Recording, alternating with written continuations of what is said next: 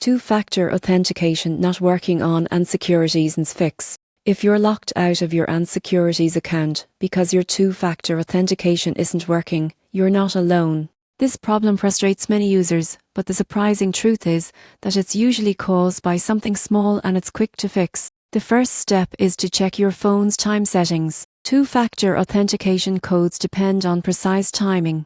If your device clock is even slightly off, the codes won't match ANZ servers. Go into your phone settings, enable set time automatically, and make sure your time zone is correct. If you're using an authenticator app, open it, find the time correction for codes option, and hit sync now. Next, update both your ANZ Securities app and your authenticator app.